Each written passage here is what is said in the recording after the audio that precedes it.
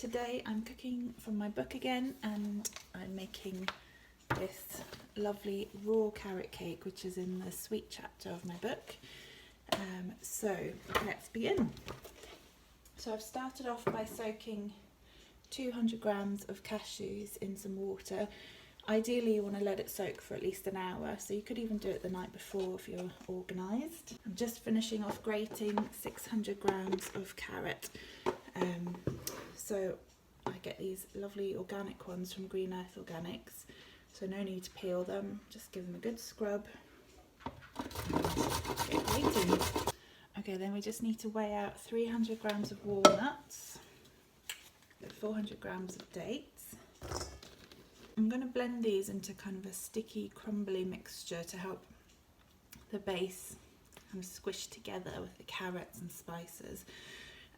But to help the blender along, I'm just going to chop the dates up, or you could buy ready chopped dates.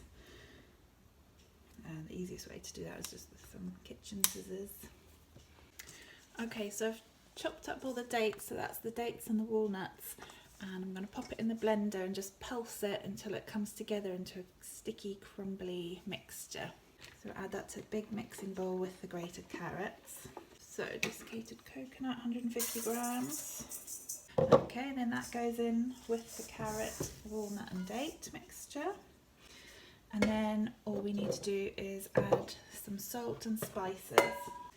So a nice pinch of salt, 1 teaspoon each of nutmeg and cinnamon, and then half a teaspoon each of cloves and ginger. And before I get my hands dirty, I'm just going to line this kind of glass Pyrex dish. You could use a cake tin or any kind of smallish baking dish you like, with some baking parchment. It's a really nice compostable one, or you could get a reusable one of course. And then you just want to mix up those spices really well through the desiccated coconut, and then really get your hands in there and give everything a really good mix and a squish. And it will start off feeling quite dry, but what you're aiming for is a nice sticky mixture that will hold together. Okay, so it doesn't take long.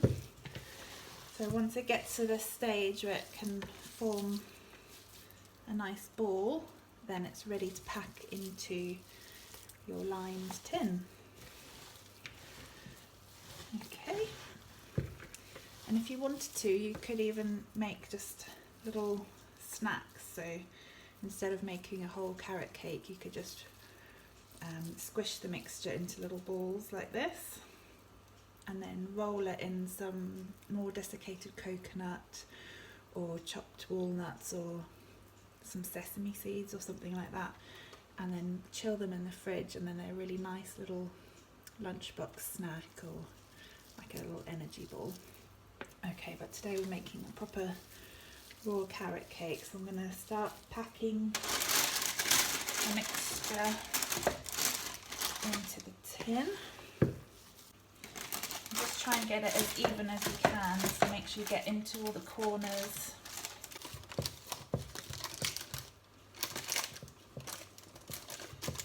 And as you go, just neaten up the baking parchment so that you end up with a nice neat cake. And then just smooth it out like this, so you get a really level surface, which you're going to pour the cream cheese icing onto in a minute. Drain the cashews, and I'm just going to pop them in the same blender I used to make the base. I'm not going to bother cleaning it beforehand because it's all going in the same cake, and I gave it a good scrape. So in they go. So you know me, I hate making more washing up than is necessary, so I've measured 75 mils of coconut oil and melted it in the microwave in this bowl that the cashews were soaking in, and then I've added 50 mils of water, a teaspoon of vanilla, and then I need 3 tablespoons tablespoons of maple syrup,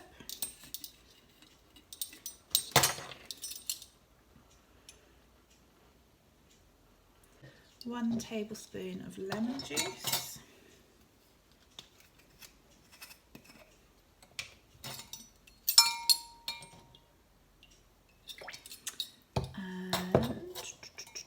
and a pinch of salt. And that is it. That's all the topping needs with the soaked cashews. So I'm going to pour that into the blender and blend it up until it's really, really smooth.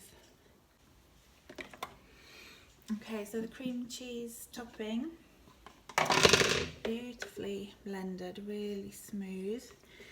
So we just evenly pour it over the cake base.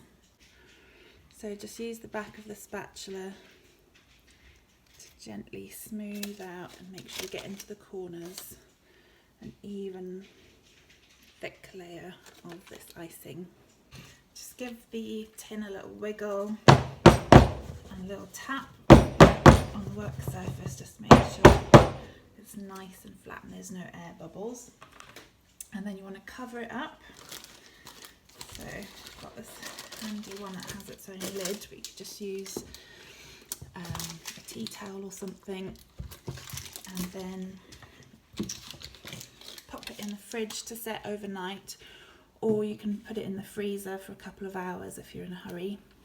Okay, the carrot cake's been in the freezer for a couple of hours and it's pretty solid. So I'll just show you what I'd normally do next. And just tweak it out of the dish onto a chopping board and carefully peel back the paper. And then I like to dust it with cinnamon, so I use my little tea strainer thing.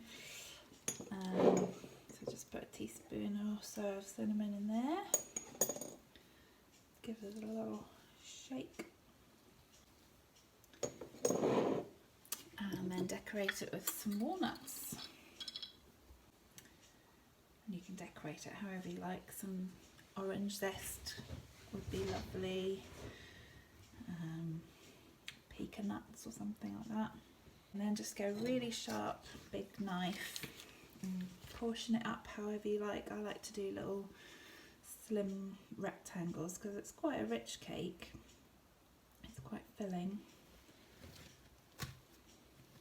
It's good to cut while it's still quite chilly. And it comes up into nice, neat slices like this.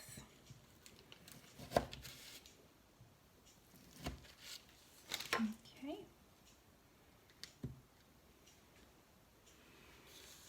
And there you go. It's really tasty. I hope you try and make it and let me know how it goes.